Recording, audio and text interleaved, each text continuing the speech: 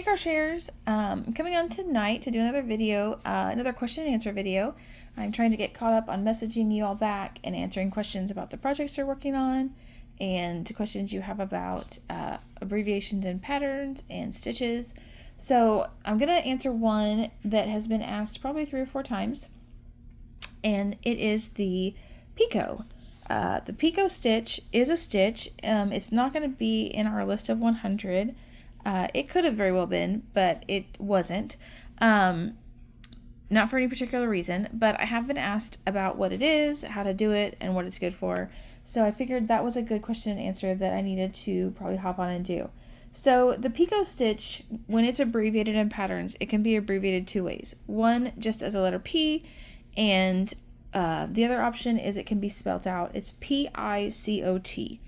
So the Picot stitch, it kind of has a lace-like texture.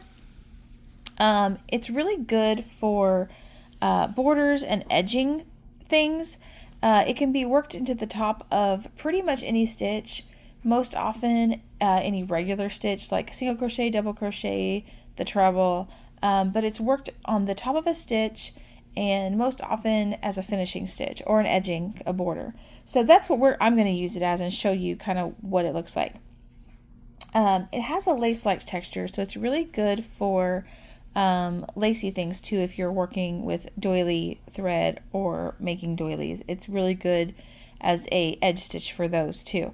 And you may see those on like tablecloths or doilies that sit in the center of tables. The edge of it kind of has the Picot lace edging on it.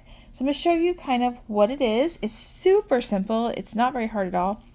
It is a really good stitch for dishcloths and kitchen towels and scrubbies. So what I've done here is worked around, and working the round is just crocheting in a circle, and it's increasing so that your circle stays flat for coasters, pot holders, anything like that.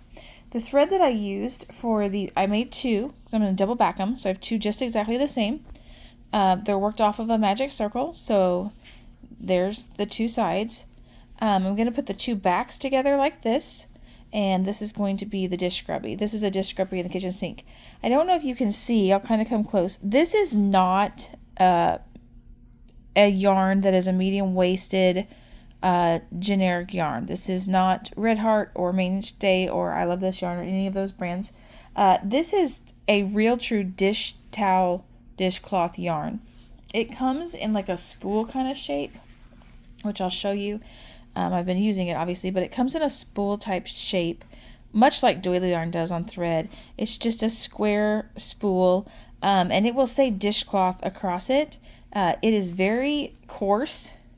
It's not fuzzy at all. I don't know if you can see if it'll there. It's not fuzzy at all. It's a very coarse, almost kind of rope-like, but not a rope as far as like tweed or anything, or burlap. But it is a very coarse yarn that the packaging will say for dishcloths or scrubbies or something like that. So I'm making a dishcloth with it, and so this Picot stitch is really, really good for the edging of dishcloths. So generically working it here on this video, that's what I'm going to be doing.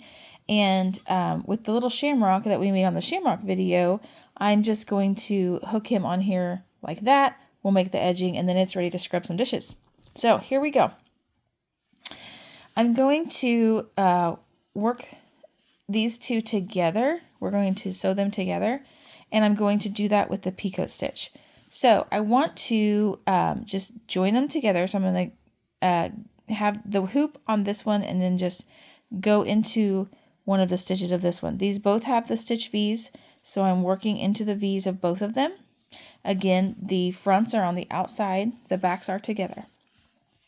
So I'm just going to start out by putting these together like that so that I have them connected. Now, for the Picot stitch, we want to work into the top of the stitch. These are double crochets, so what that means is just working into these V's, into the top of those V's. And I'm going to pick up 2. I'm going to pick up this V, and I'm going to pick up this V. Now, you can put this on the edge of a project that's just one piece. You don't have to sew them together, but because it's so good for dishcloths, if you're making a dishcloth, you do want to kind of double back them. I double back my pot holders as well. So I'm going to hook the two pieces together and show you the stitch. So I'll be going through both pieces to make my stitch. The first thing we want to do is do a single crochet. So I'm going to go in my V and then in this V because I want to pick up both pieces. So just as if I was working just in this piece, I'm just going to pick up the V. I'm going to yarn and pull through. I've got 2 hoops on my needle, yarn and pull through. There's my single crochet. Then I want to chain 3. So 1, 2, and 3. Now, there are 2 ways to do the picot. Both are correct. It does not change the look really that much. Does not change the stitch. It's just whatever you're comfortable with or however you were taught. So I'm going to show you how they both go. Either way, again, is fine.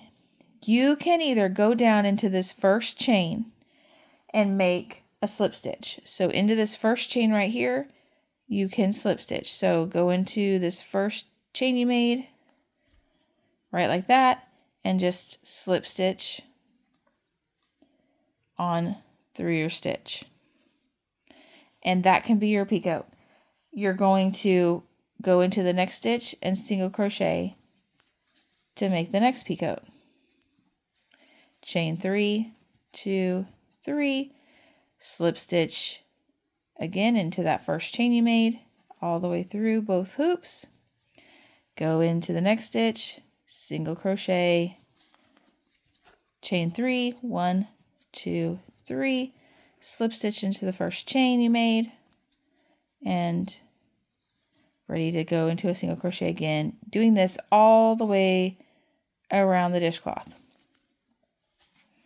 That's the picot stitch. It's that single crochet, chain 3, slip stitch. And this is putting the slip stitch into the first chain.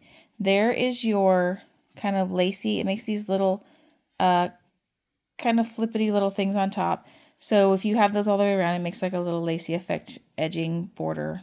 That's the picot. That's what it's looking like. That's what it looks like. The second way to do it, which doesn't change the look or anything, it just might be easier for you, especially working with this coarse yarn, is we've already single crocheted, so we're ready to chain 3. So we're going to chain 3, 2, 3. Now, instead of slip stitching into this chain right here, we're going to actually slip stitch into the center of the single crochet. So now go into the middle of the single crochet that you made and slip stitch there. Remember, a slip stitch is just pulling it all the way through.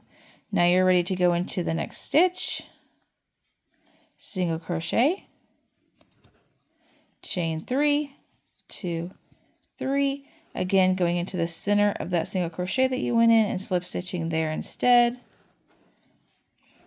Ready for the next picot. So single crochet into the next stitch, chain 3, 1, 2, 3. Go into the center of your single crochet and do your slip stitch there. There's your picot. Go into the next stitch. Ready to single crochet and start the next one. So let me show you. The first ones were slip stitched into the chain.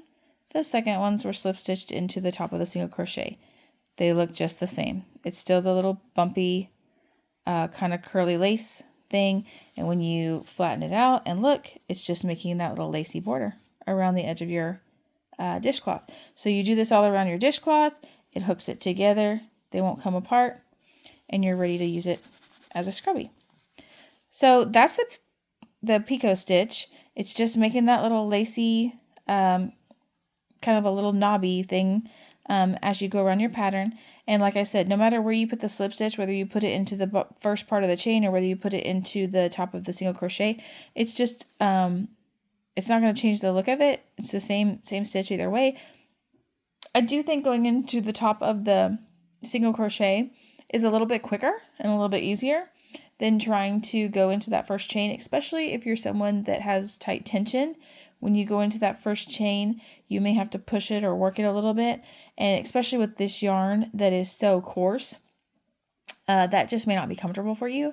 So I would say that sometimes that's easier, but it doesn't change the stitch, and both are correct. As a matter of fact, if you watch other tutorial videos on how to do the picot, you will see both done. So totally up to you which one you do, but that's the picot stitch. It's really neat just to have as a border. Like I said, you can do it on anything. It doesn't just have to be a scrubby or a kitchen towel or anything like that. You can do it on the edge of a blanket, on the edge of a baby blanket. It'll kind of give it a little knobby effect around the edge that looks real pretty. So feel free to use it out, test it out on a few different things.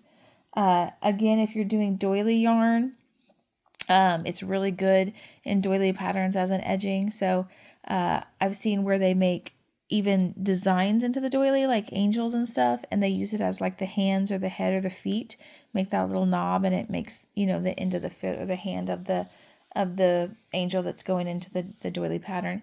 I mean, it's a pretty versatile stitch, and it's in a lot of patterns. And like I said, just to reiterate on the reading the pattern, the abbreviation, sometimes it'll be a P, just the letter P, but sometimes it will be spelled out PICOT. So you may see both of those when you're learning to read a pattern. Keep messaging me your questions. I love answering those for you. If I don't get back to you, just know that I will, and we will have another Q&A here in the next coming weeks, okay? Talk to you guys soon, and happy crocheting.